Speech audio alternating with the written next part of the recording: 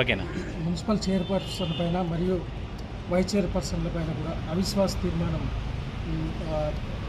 సమర్పించడానికి జిల్లా కలెక్టర్ గారి దగ్గరికి రావడం జరిగింది. వారికి 26 సంతకాలతో ఉన్నటువంటి వినతి పత్రం ఇవ్వడం జరిగింది.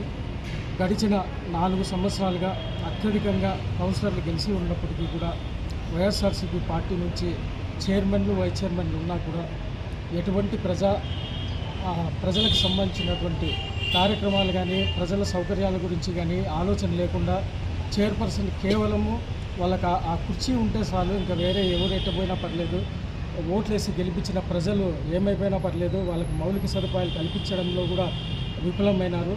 పూర్తిగా గడిచిన 1 సంవత్సరం ముందు ఒక మంచి ప్రభుత్వం వచ్చిన తర్వాత ఒక మంచి ఎమ్మెల్యే గారు మనకి అన్ని విధాలా సహకరించే ఒక పెద్ద ఆయన వచ్చిన తర్వాత కూడా వారితో కలిసి పనిచేయడానికి కూడా వీళ్ళకి చాలా ఇబ్బందికరమైన పరిస్థితి ఉంది. కేవలం మీటింగులు కూడా కనీసం 3-4 నెలలకు ఒకసారి కూడా నిర్వహించుకోలేని దుస్థితిలో ఉన్నారు. అభివృద్ధికి సహకరిస్తానని మొదటి సమావేశంలోనే మా గౌరవ శాసనసభ్యులు గారు చెప్పినప్పటికీ కూడా వారు పదే వాళ్ళ కుర్చీని కాపాడుకోవడం కోసమో మరి వేరే రాజకీయాలకు అయితేనేమో కానీ ప్రజల సమస్యలు మాత్రం పట్టించుకున్న పాపాన పోలేదు. దీనికి నిరసనగా ఈ రోజున మేమందరం కూడా కౌన్సిలర్ సభ్యులు అందరూ కూడా అవిశ్వాస తీర్మానాన్ని ప్రతిపాదించడం జరిగింది. అందులో భాగంగానే ఈరోజు కలెక్టర్ గారికి ఇవ్వడం జరిగింది.